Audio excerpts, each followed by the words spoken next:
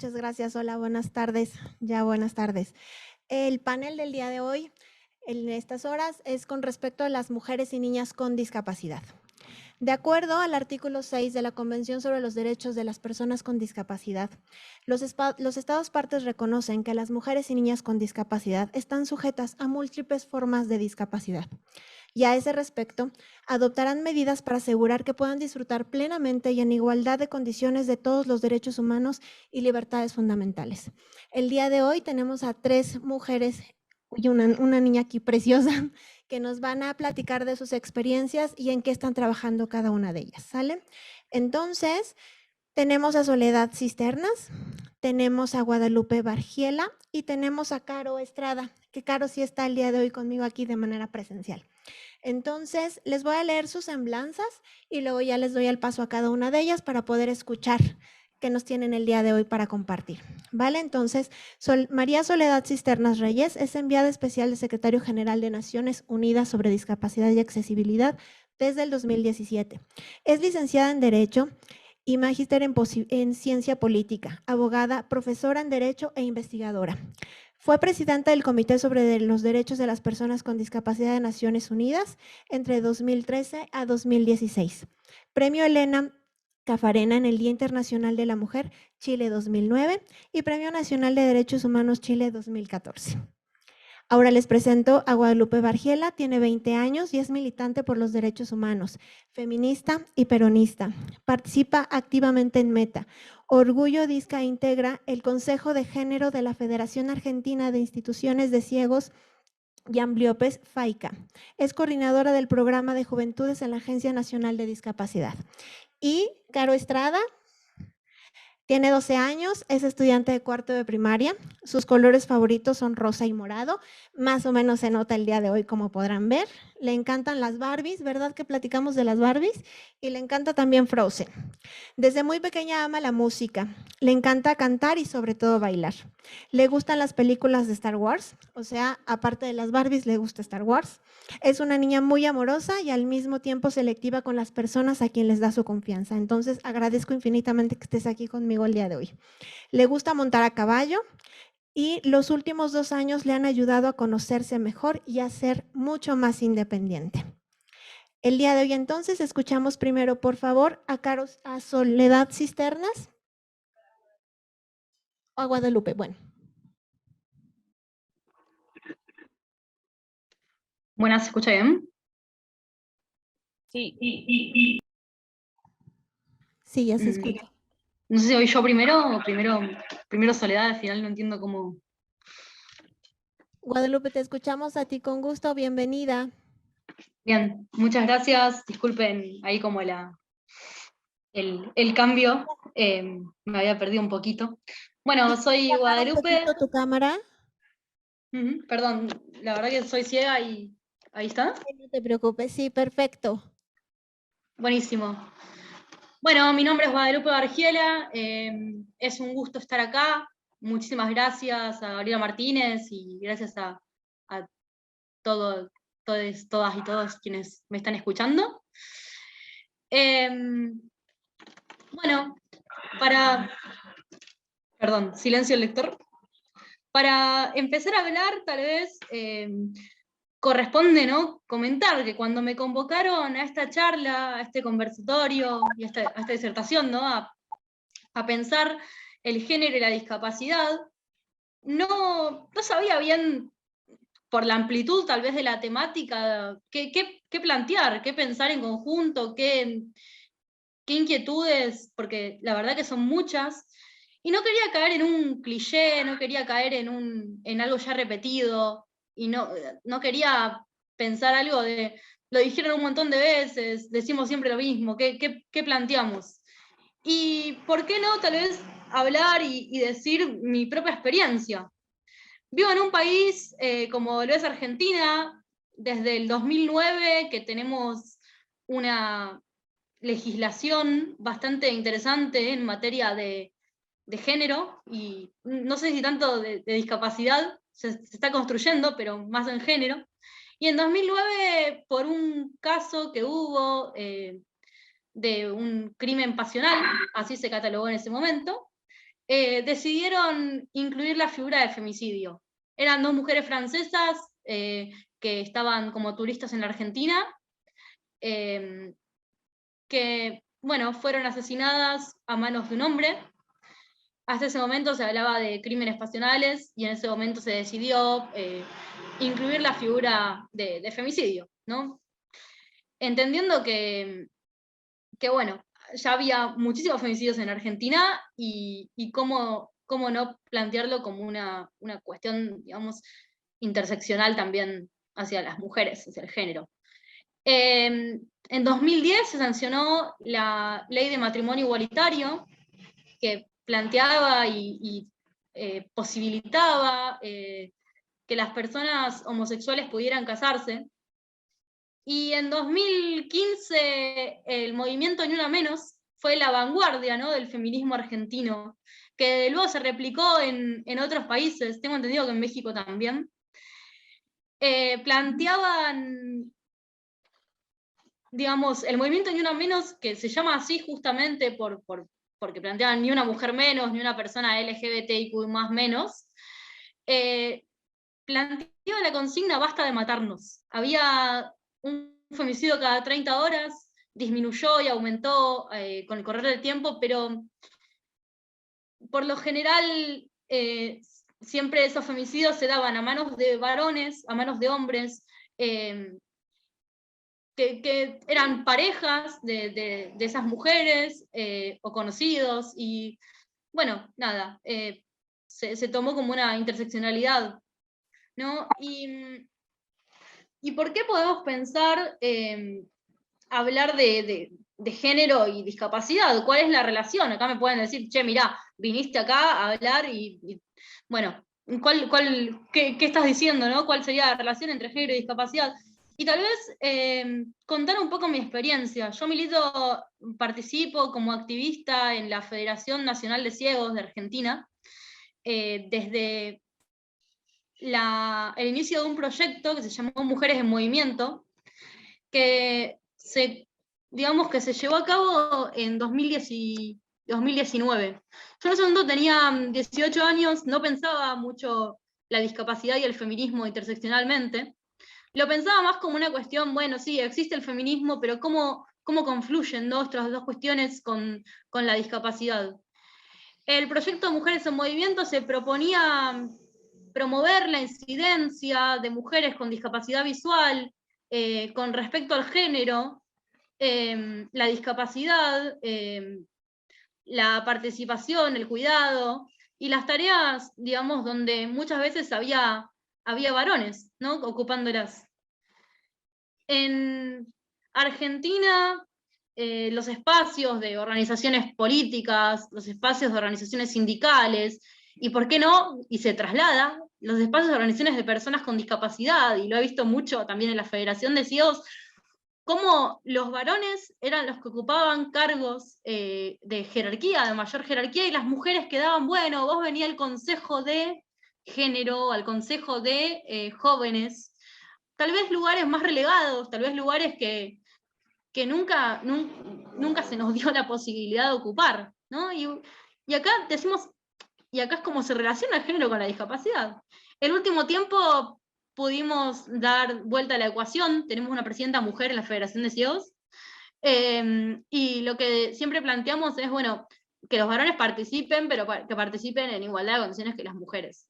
Teniendo en cuenta, tal vez, que no estamos contempladas las mujeres con discapacidad en las tareas de cuidado, ni en las estadísticas, porque no hay estadísticas desagregadas de mujeres con discapacidad, ni en las consultas de salud, muchas veces nos infantilizan, nos incomodan, nos destratan cuando vamos a un médico, cuando vamos a hacer un trámite, por ejemplo, también, ni en las... tenemos situaciones muy complejas en Argentina, que ahora después voy a profundizar, de esterilizaciones forzadas, de ligaduras de trompa sin el consentimiento de las mujeres con discapacidad, tal vez las operan para hacer una intervención y terminan por realizarle una ligadura de trompa, que es muy, muy complejo, ¿no? Teniendo en cuenta todo eso, nosotras, las mujeres con discapacidad visual, tal vez, decidimos en 2018 realizar encuentros donde haya mujeres con discapacidad visual solamente, ¿no? Entendíamos que, bueno, en Argentina hacía más de 30 años se venían realizando encuentros de mujeres LGBTIQ más sin discapacidad, donde no se nos contemplaba. Los encuentros de mujeres con discapacidad nos posibilitaron el empoderamiento de este colectivo, nos posibilitaron generar cuadros, nos posibilitaron tal vez generar talleres y decir, bueno, acá estamos las pibas, las mujeres, tal vez un lunfardo argentino, perdón, acá estamos las mujeres con discapacidad, existimos, tenemos tareas de cuidado, podemos cuidar, podemos incidir, podemos exigir, podemos defender nuestros derechos, ¿no? En simultáneo a estos talleres, la REDI, la Red por los Derechos de las Personas con Discapacidad, que también trabaja a nivel nacional, junto a ONU Mujeres y Casa Fusa, que es otra organización argentina, decidieron convocar a talleres de mujeres con discapacidad, con todas las discapacidades. Y por qué no comentarlo en este, digamos, congreso, en este panel, que refiere, ¿no?, a todas las discapacidades, porque entendían que todas las mujeres con discapacidad tenían que poder decidir, digamos, sobre sus derechos. Por otro lado, una organización en la cual milito también, que se llama Orgullo Disca, también decidió no hacer talleres en este caso, pero sí hacer campañas y pensar cómo los derechos afectaban a las mujeres y a las personas con discapacidad. Está todo muy bueno, ustedes me pueden decir, che, qué bueno esto que estás contando, y yo digo, sí, en palabras está buenísimo, pero ¿qué pasa? Cuando nosotras y nosotros íbamos a las marchas, cuando nosotras y nosotros salíamos a la calle, a las mujeres con discapacidad no se las tenía en cuenta. Cuando nosotras y nosotros decidimos estar en los congresos, decidimos estar en los encuentros de discapacidad, y acá cito una compañera, ni siquiera éramos ausencias. No estaba la pregunta de, che, ¿qué pasa que no están las mujeres con discapacidad? Estaba la pregunta tal vez de, ¿qué pasa que no están las compañeras trans? ¿Qué pasa que no están las compañeras lesbianas? ¿Qué pasa que no están las compañeras bisexuales? Pero ¿qué pasaba que no estaban las compañeras con discapacidad? Era raro, y a veces lo sigue haciendo, ver una compañera, no sé, en silla de ruedas, por ejemplo, usuaria de bastón, usuaria de, no sé, comunicador alternativo, yendo a una marcha. Y tal vez podemos preguntarnos por qué pasa esto. Y esto pasa porque tenemos distintas formas de poner el cuerpo. Tal vez algunas personas pueden ponerlo en redes. La organización Orgullo Disca estuvo militando un montón esa cuestión porque nos pasaba que había compañeras en marchas de muchísimas cuadras, en marchas con muchísimo ruido, había compañeras que tal vez no podían poner el cuerpo o lo ponían de otras formas. Acá también podemos hablar de que toda esta lucha y todo este feminismo que yo vengo hablando, interseccionalidades, conceptos y cosas, se conjugó en el Estado Nacional. El Estado Nacional, cuando hace 2 años, 3, asumió el presidente Alberto Fernández, pudimos conquistar derechos en un Ministerio de Géneros y Diversidad. Ese ministerio trabaja contra las violencias de las mujeres, y en conjunto con la Agencia Nacional de Discapacidad, desde el programa de Juventudes, estuvimos realizando bastantes talleres en ese sentido, ¿no? Podemos hablar como logros, y ya para ir cerrando, disculpen la extensión, de la ley de contracepción quirúrgica, que es la ley que planteaba anteriormente. Antes esta ley decía, necesitamos tutores que den el consentimiento por la persona con discapacidad y que digan si la persona con discapacidad está apta o no para ser esterilizada, para tener como método anticonceptivo una ligadura de trompas, que además mucha gente, muchos médicos que están a favor de la ligadura de trompas y de la esterilización forzada coinciden en que, bueno, va a prevenir abusos sexuales hacia personas con discapacidad. Yo en lo particular, compañeros y compañeras, permítanme decir que más que prevenir abusos, va a llevar a que los abusadores de personas con discapacidad queden impunes, porque no solo lejos de consumarse un embarazo, que bueno, hay otros métodos anticonceptivos para prevenirlos y los conocemos, también va a generar que se generen más abusos, o que no se generen más abusos, pero tengan vía libre para violentar a mujeres con discapacidad que tal vez por su discapacidad no puedan consentir esa relación sexual. Por otro lado, logramos que, bueno, cabe destacar, ¿no? Las luchas feministas llevaron a que en Argentina se luche por la campaña del aborto legal, seguro y gratuito, que era una campaña para que sea legal la interrupción voluntaria del embarazo en mujeres, en personas gestantes. Y bueno, en esa ley pudimos incluir la perspectiva de discapacidad, gracias a compañeras y compañeros que estuvieron moviendo bastante para que no seamos ausencias, sino que seamos presencias. Nos falta mucho, creemos en la construcción colectiva, creemos en la lucha como herramienta de transformación, y vamos a seguir militando y vamos a seguir siendo activistas y luchando por los derechos de las personas con discapacidad hasta que la dignidad sea costumbre y lo posible sea inevitable. Muchas gracias por escuchar, muchas gracias por la atención a todos, todas y todes. Muchas gracias, Guadalupe. La verdad es un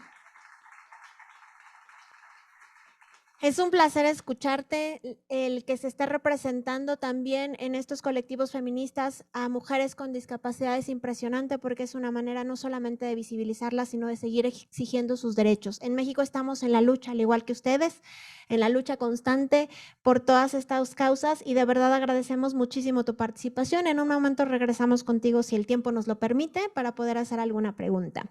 Y ahora vamos a darle el paso a Caro. ¿Estás lista para que platiquemos un poquitito? ¿Sí? ¿Te quitas el cubrebocas para que se te pueda escuchar en el micrófono? Excelente. ¿Me puedes contar si te gusta ir a la escuela, Caro?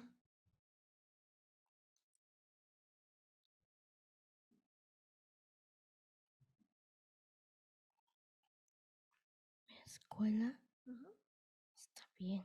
¿Te gusta ir a la escuela? Ok. Nos contesta que está bien. ¿Qué es lo que más te gusta o que extrañas de la escuela? Porque yo sé por mamá que vas a regresar rapidito ahorita en abril a la escuela. ¿Qué es lo que te gustaba hacer en la escuela?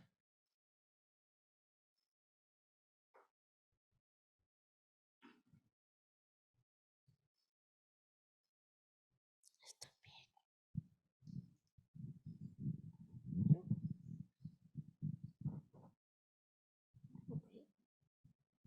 Así. Así, ok. ¿Te gustaba estar con tus amigos? Así. Así quiero.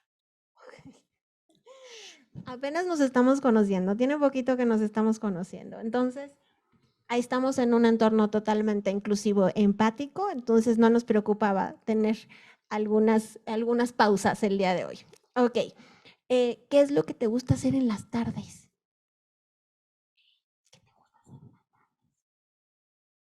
Escuela, Ir a la escuela, ¿qué más? jardín, ¿Ir a jardín? ¿Te gusta ir a jardín? Oye, ¿y tienes muchas amigas? me venga, Ok. Y también escuchamos hace rato cuando leía qué es lo que te gusta hacer, que te agrada bailar. ¿Sí te gusta mucho bailar? bailar, Ok. Y me cuentas otra vez, porque ya habíamos platicado, ¿cuál es tu película favorita? papi, No, hombre, la de Barbie, sí es cierto, es que le gustan mucho las Barbies, entonces también le encantan las películas de las Barbies, no te culpo, a mí también me gustaban las Barbies a tu edad. Oye, y nos dijeron también, platicábamos de cuál es tu color favorito. rosa, Rosa, qué padre. Oye, y cuéntanos, ¿con quién vives? papá Iván, ¿Quién más? papá Iván, ¿Y mamá? Sí, mami. Ok, oye, ¿y nos puedes decir también qué te gusta hacer con tus amigos y con tus amigas?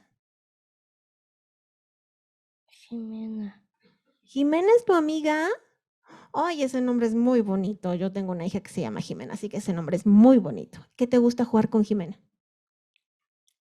fútbol, Fútbol, wow, es que Además de que es súper cute y le encanta el rosa y todo, también los Star Wars y también fútbol está padrísimo. Oye, ¿y cómo se llama uno de tus amigos? Cheaters. Ok, oye, ¿y qué te gusta hacer con tus amigos? Escuela. ¿En escuela? Ok, tiene un ratito que por el tema de la pandemia, pues va a regresar al colegio.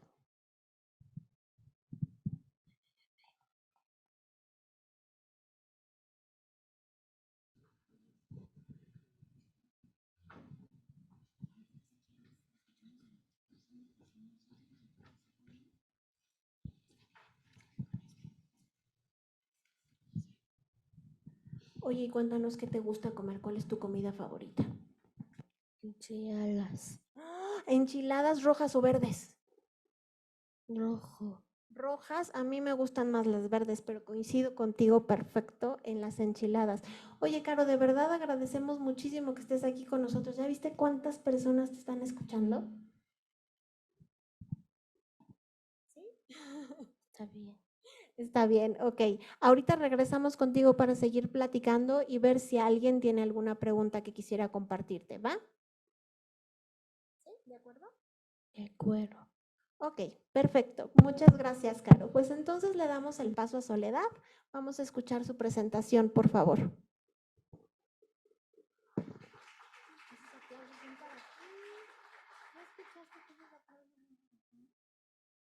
Muy buenos días, amigas y amigos de CONFE México.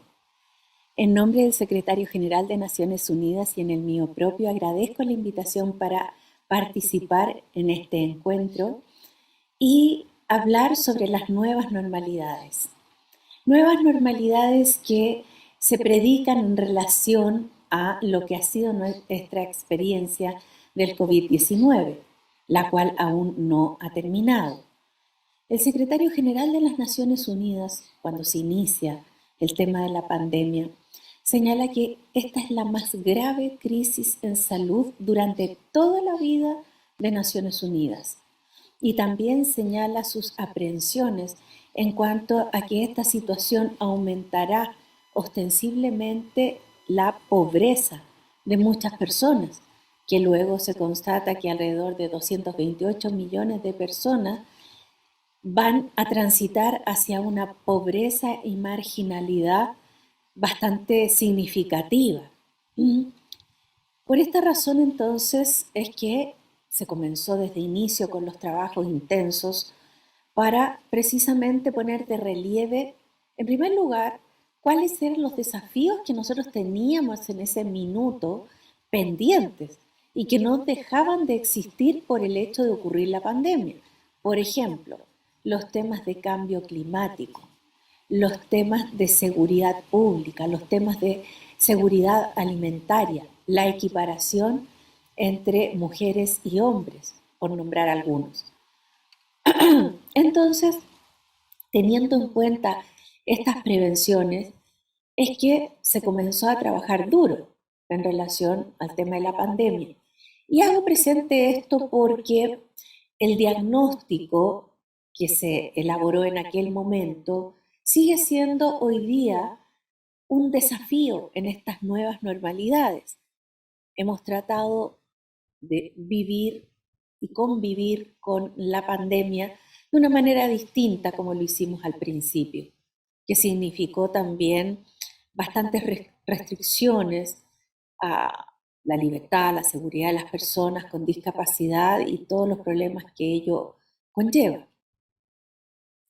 Es así como es importante tener en cuenta que las estadísticas que se entregaron el año pasado por la International Disability Alliance nos da distintas cifras. Por ejemplo, que el 57% de las personas con discapacidad experimentaron la pérdida total o parcial de sus ingresos y que también un número similar experimentó diversas dificultades en el ámbito educativo.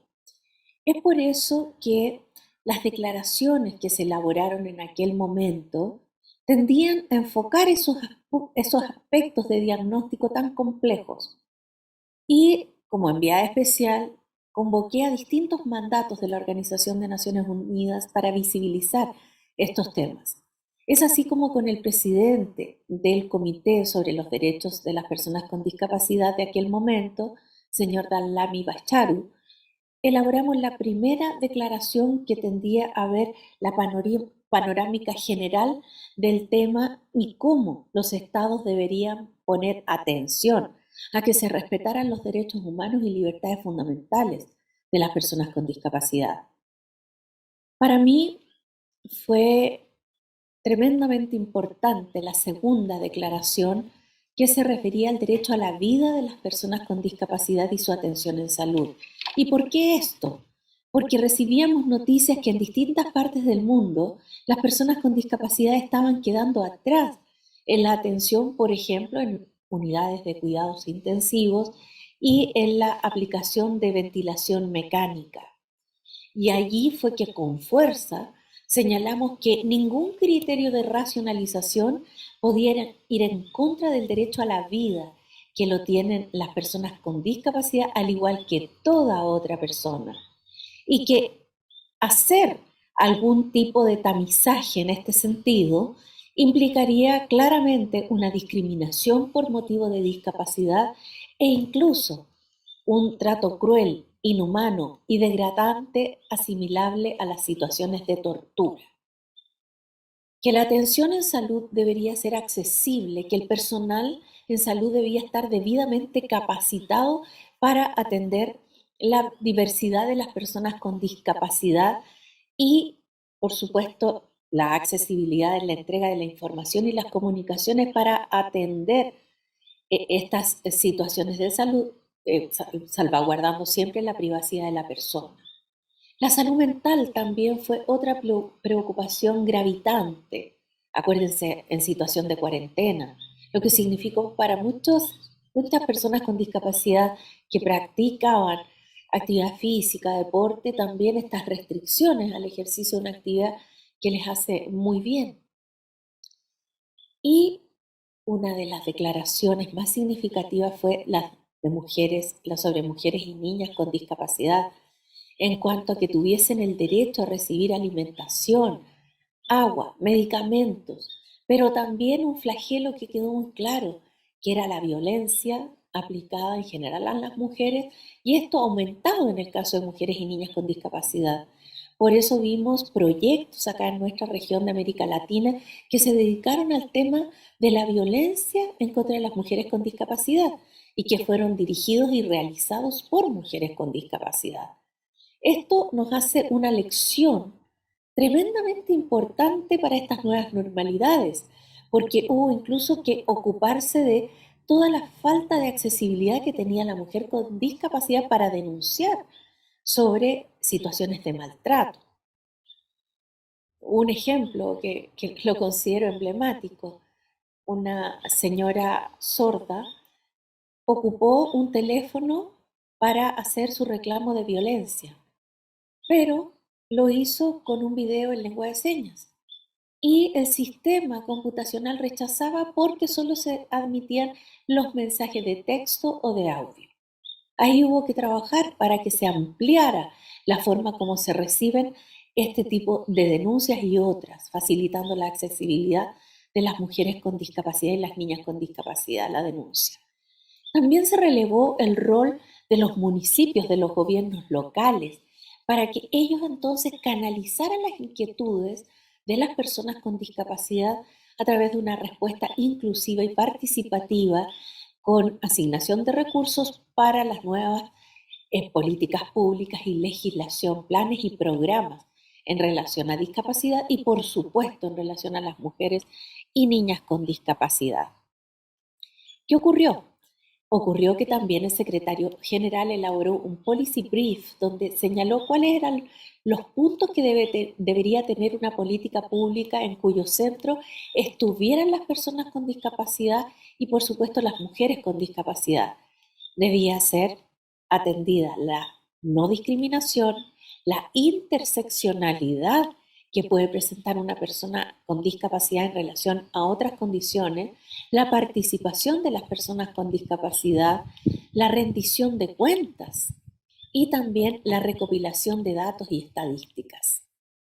Entonces, todo esto va produciendo un cuadro general en que los desafíos que se plantean a fin del año pasado y que los subraya el secretario general, uno de ellos precisamente tiene que ver con el empoderamiento y la participación de la mujer y la niña. Y por supuesto acá está la mujer y la niña con discapacidad. Y esto es una lucha que persiste, que permanece, porque recuerden que el Foro Generación e Igualdad, en el marco del Beijing+25, se realizó el año pasado. Se realizaron acá en México y también en París. Pero en general los documentos emitidos no contemplaron la situación de mujeres y niñas con discapacidad. Y eso ha sido una reclamación permanente ante la Comisión sobre la Condición Social y Jurídica de la Mujer de Naciones Unidas. Por lo tanto, cuando nos ponemos frente a los desafíos de las nuevas normalidades, evidentemente la mujer y la niña con discapacidad va a tener desafíos, pero la lectura positiva es que ya tiene un aprendizaje y hay un aprendizaje social en que muchas mujeres y niñas con discapacidad debieron salir públicamente a señalar cuáles eran las violaciones de su derecho, hacerse cargo de la dirigencia de muchas organizaciones para la respuesta participativa e inclusiva de la pandemia. Fíjense que ahora estamos en la elaboración, por ejemplo, de protocolos sobre maternidad de mujeres con discapacidad.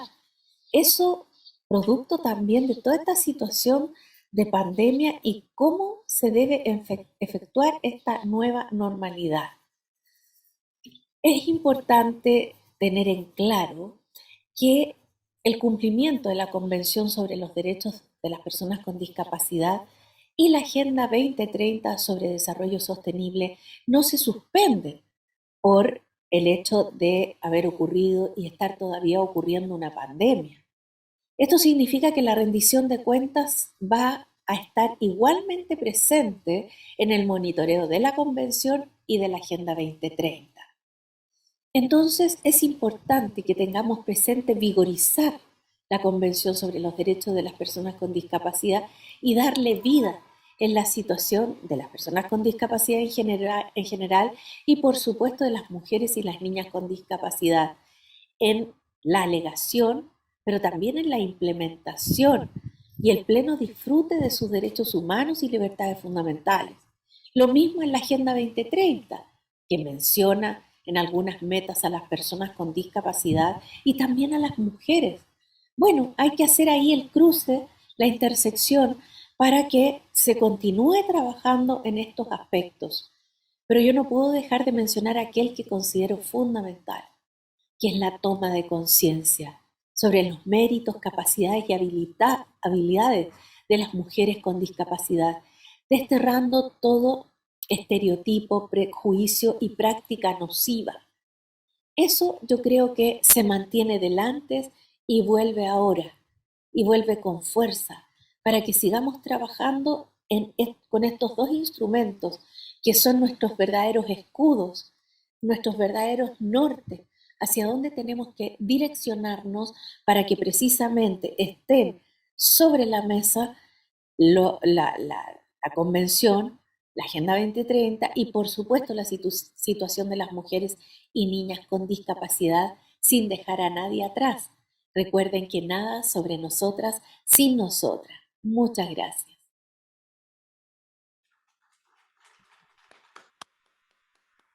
Muchas gracias, Soledad. Qué interesante que tomes en cuenta y que hayas mencionado la toma de conciencia de toda la sociedad hacia las personas con discapacidad y en específico hacia las mujeres. Y el que digas ahorita nada de nosotras y nosotras, qué esencial es hablar del lenguaje inclusivo más allá del tema de la discapacidad, sino también incluyendo a las mujeres en el discurso que hagamos. Entonces sería nada de nosotros y nosotras, sin nosotros y nosotras. Muchas gracias. Voy a hacer rápidamente 3 preguntitas, una a cada una de las panelistas, y voy a empezar ahorita con Caro. Caro, ¿me puedes comentar qué es lo que te gusta de ser niña? Enchiladas. Enchiladas, ok. ¿Pero qué te gusta hacer como niña? Rojo. El rojo, ok, excelente. Recordemos que los colores no tienen género, pero qué padrísimo que te guste el rojo. Muchas gracias. Voy a regresar contigo, Guadalupe. Entonces, si nos podrías comentar, por favor, ¿cuál ha sido el mayor reto de ser una mujer con discapacidad que además lucha por causas tan diversas? ¿Se escucha bien ahí? Sí. Buenísimo. Creo que el mayor reto de ser una mujer con discapacidad y luchar por causas es el capacitismo de la sociedad en general, ¿no? No solamente de luchar por causas, creo que, nada, ya de ir con un bastón blanco por la calle, que te vean y te agarren como un manubrio, o que te intersecten como si, no sé, estuviera pasando algo, o que te ayuden de una forma tal vez incorrecta, a veces es un poco incómodo. Creo que los desafíos son un montón, sobre todo el competir siempre con un mercado que no tiene discapacidad, porque cuando vamos a buscar trabajo, Oh, ya nos está escuchando. contempla, no sé, pueden ir un montón de mujeres. ¿Se escucha bien? Porque dice conexión inestable. Ahora sí, sí. Bien. Puede haber un montón de mujeres que se postulen para una misma cuestión, una misma, no sé, un mismo lugar, un mismo trabajo, o que militen en el mismo lugar, o que estén en el mismo lugar de activismo. Y muchas veces cuando hay una mujer con discapacidad no se tiene en cuenta la discapacidad, o no se tienen en cuenta los ajustes razonables o los apoyos que hace un rato en el otro panel hablaban. Y pienso también en esto, ¿no? En cómo mejorar esos desafíos, en cómo mejorar esas situaciones para que no sean desafíos, sino que sean una cuestión de diseño universal. Y me respondo, bueno, esto que planteaba, que lo imposible sea inevitable, lo planteaba, está bien, porque es una frase y todo, pero además, porque creo que es necesario poder... perdón, me habla el lector y me desconcentro. Creo que es necesario poder entender que las mujeres con discapacidad, las personas con discapacidad, no somos personas de segunda, somos personas, y que tenemos no solamente el derecho, como todos, todas y todes, sino también la, la obligación de poder hacerlo, de que no se nos limite. Y creo que la limitación muchas veces está por desconocimiento, pero también a veces está por barreras actitudinales y por barreras culturales, que lamentablemente en otro conversatorio, en otro panel, creo que sería muy apropiado poder hablar un poco de cómo existe el modelo médico y el modelo social, porque lamentablemente sigue pasando que en muchas cuestiones donde nuestros espacios, digamos, o nuestros cuerpos participamos en espacios distintos, nos vemos ahí como imposibilitadas en ciertas cuestiones. Entonces, ahí me pregunto un poco, y la dejo abierta tal vez, cómo plantearnos, ¿no? Esa consistencia del modelo médico con el modelo social, y cómo podemos nosotros, nosotras y nosotres derribar todas esas barreras. No sé si está respondida la pregunta, y perdón si me trabé, estoy un poco nerviosa. No, al contrario, la verdad es que aparte te escuchamos hablando Se súper les fluido está y haciendo, todo. y pues bueno, si no se puede, de todos modos ustedes tienen todo el trabajo que se lleva a cabo en Classroom. Con un servicio de sonido, muchas Para los gracias. chicos que ya están presentes. Gracias. Y bueno, comentarte nada más, Guadalupe, que de todo lo que acabas de decir, que efectivamente son muchos retos los que enfrentan las mujeres con discapacidad en la actualidad.